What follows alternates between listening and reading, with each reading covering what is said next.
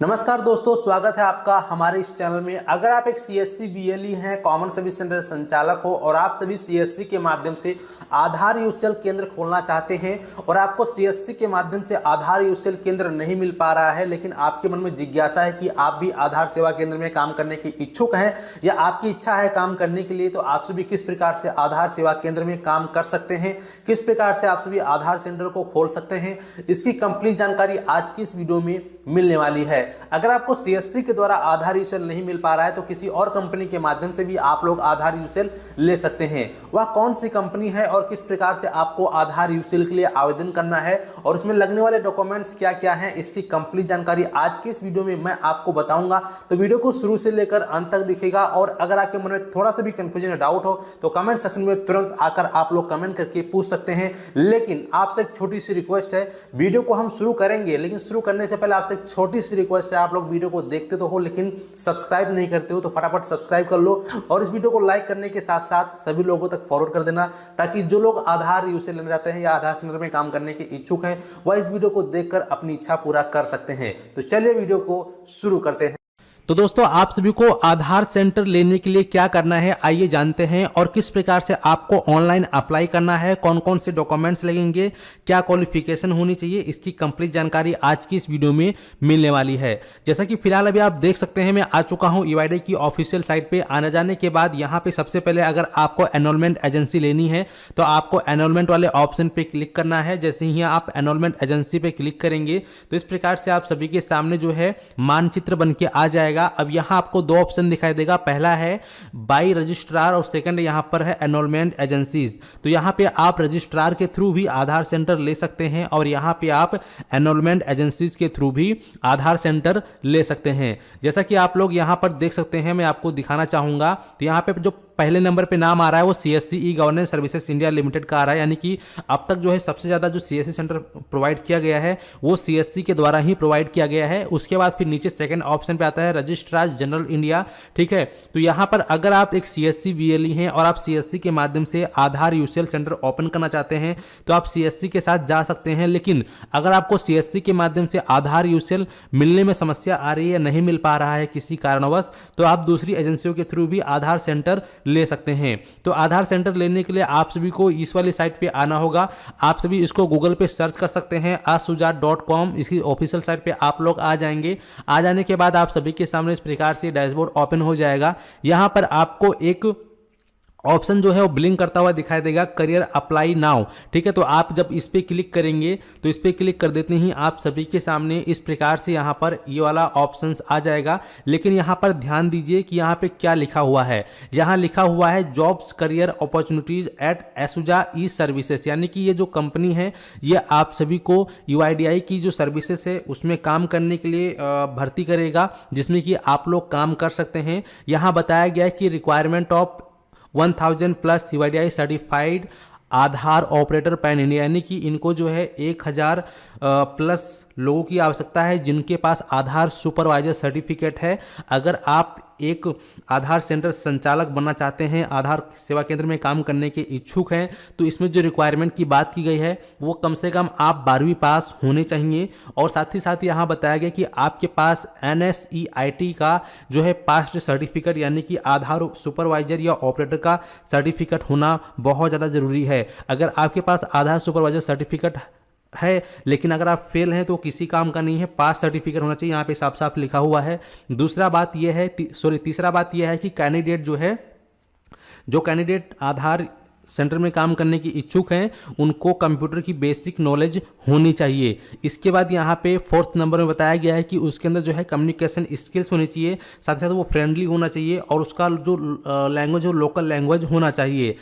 साथ ही साथ बताया गया है कि यहाँ पर कि थोड़ा सा स्टैंडर्ड वो मेंटेन करता हो। तो अब हम आगे बात कर लेते हैं कि किस प्रकार से आप लोग आधार सेंटर में काम करने के लिए आवेदन करेंगे। तो आप सभी स्क्रॉल करते हुए नीचे आओगे तो यहाँ आपको ऑप्शन दिखाई देगा प्लीज फिल द फॉर्म। तो यहाँ पे आप प्रोजेक्ट टाइप पे क्लिक करोगे, यहाँ पे आपको कई सारी कंपनियों के नाम दिखाई देंगे। टोटल फिलहाल अभी यहाँ पर 4 कंपनियों के नाम दिखाई देंगे। पहला है पंजाब नेशनल बैंक यानी कि पीएनबी, दूसरा है बीएसएनएल यानी कि भारत संचार निगम लिमिटेड, यहाँ पे तीसरा है आपका एसआईएल यानी कि सिर्तन इंडिया लिमिटेड, और यहाँ पे चौथा है एमपी सीड यानी कि Madhya Pradesh electronic development corporation limited.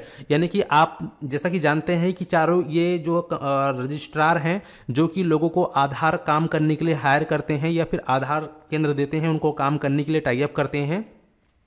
तो आप इनमें से जिस भी एजेंसी के साथ काम करने की इच्छुक हैं वो आप सेलेक्ट करेंगे। जैसे कि एग्जांपल अगर आपको पीएनबी के साथ जाना है तो आप पीएनबी को सेलेक्ट करेंगे। इसके बाद यहाँ पे पीएनबी प्रोजेक्ट पे क्लिक करोगे तो यहाँ पर फिर आपको जो है जो ब्रांच है अवेलेबल उस ब्रांच का यहाँ पे आपको देखने को मिलेगा। तो कौन से ब्रांच में आप काम करने के इच्छुक हैं वो आप यहाँ पे सेलेक्ट करेंगे। इसके बाद यहाँ पे पीएनबी का डिस्ट्रिक्ट यानी कि अब आप जो है पीएनबी का जो मेन ब्रांच जहाँ जहाँ पे डिस्ट्रिक्ट में अवेलेबल है आधार के काम करने के लिए उस डिस्ट्रिक्ट का यहाँ पे आपको नाम देखने को मिल जाएगा। तो वो नाम आप यहाँ से सेलेक्ट कर लेंगे। अब इसके बाद यहाँ पे आपको जो है आपके आधार में जैसा नाम है वैसा नेम आपको यहाँ पे टाइप कर देना है और यहाँ पे आपका अपने फादर का नाम टाइप कर देना है।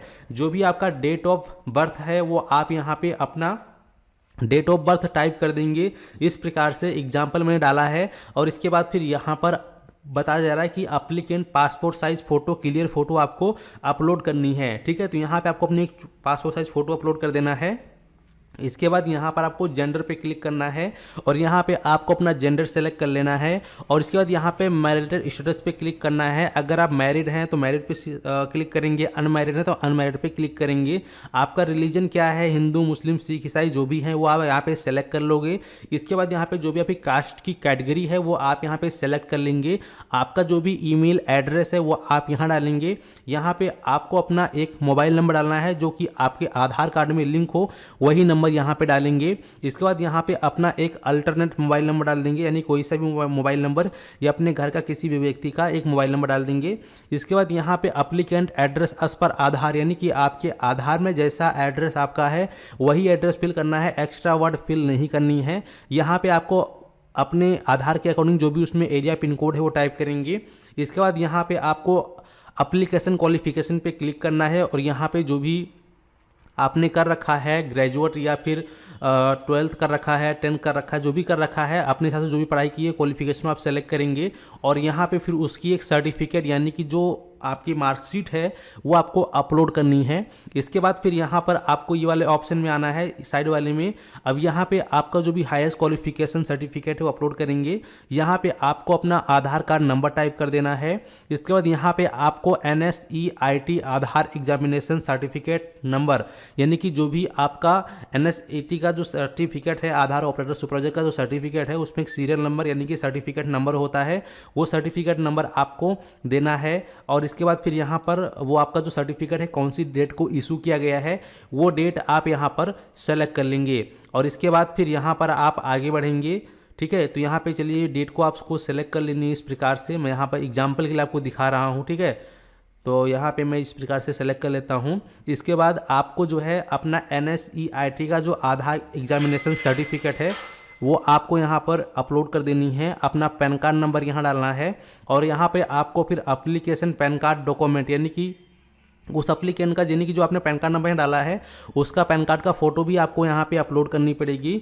और यहाँ पे police clearance certificate issued status पूछ रहा है तो इस पर टिक करना है। अगर आपका पुलिस वेरिफिकेशन सर्टिफिकेट बना हुआ है तो आप यस करेंगे, अगर नहीं बना है तो नो करेंगे। लेकिन कोशिश रहे कि बनवा लीजिए, तभी आपको ज़्यादा अच्छे से जो है यानी कि चांसेस मिलता है कि काम आपको मिल जाए। ठीक है, इसके बाद फिर यहाँ पे अपना पुलिस वेरिफिकेशन सर्टिफिकेट को अपलोड कर देना है और यहाँ पे कंप्यूटर क्लैरिफिकेशन कोर्स का कुछ डिटेल्स जो है वो पूछा गया आपको दे देनी है। इसके बाद यहाँ पे अगर आपने कंप्यूटर सीखा हुआ है तो उसका कोर्स सर्टिफिकेट होगा।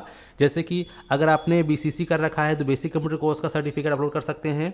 ठीक है, इसके बाद फिर यहाँ पे आएंगे और इसके बाद यहाँ पर आपको अपनी एक सिग्नेचर को अपलोड कर देना है। सिग्नेचर अपलोड करने के बाद यहाँ पे आएंगे, पूछ रहा है कि are you Aadhaar exam pass, क्या आप आधार एग्जाम पास हैं, तो आपको यस करना है। अगर आप फेल हैं तो आप इस फॉर्म को ना फिलअप करें। ठीक है, अगर नो करेंगे तो वैसे भी आपका एप्लीकेशन रिजेक्ट हो जाएगा, तो इससे अच्छा है कि फॉर्म ही ना फिलअप करें। इसके बाद यहाँ पे पूछ रहा है क्या आपके पास आधार की मशीन है। अगर आपके पास आधार मशीन है तो यस करेंगे, अगर नहीं है तो आप नो कर सकते हैं और फिर आप सबमिट बटन पे क्लिक करेंगे। जैसे ही आप सबमिट बटन पे क्लिक करते हैं आपका रजिस्ट्रेशन कंप्लीट हो जाएगा। उसके बाद लगभग एक सप्ताह के अंदर ही आप सभी से कांटेक्ट किया जाएगा और आपको फिर आगे जो भी प्रक्रिया है उसके लिए आपसे बातचीत करके उस प्रक्रिया को आगे बढ़ाया जाएगा। अगर सब कुछ डिटेल आपका वेरीफाइड होता है, सब कुछ सही होता है, तो फिर आपको आधार सेंटर मिल जाएगा और आप लोग उसमें काम कर सकते हैं। तो इस प्रकार से आप लोग जो है यहाँ से भी आधार सेवा केंद्र के लिए ऑनलाइन आवेदन कर सकते हैं। उम्मीद करते हैं कि आप लोग अच्छे से समझ गए हैं और अगर आपके मन में कोई कन्फ्यूजन या डाउट है तो आप सभी हमें कमेंट बॉक्स में कमेंट करके जरूर बताएं। धन्यवाद।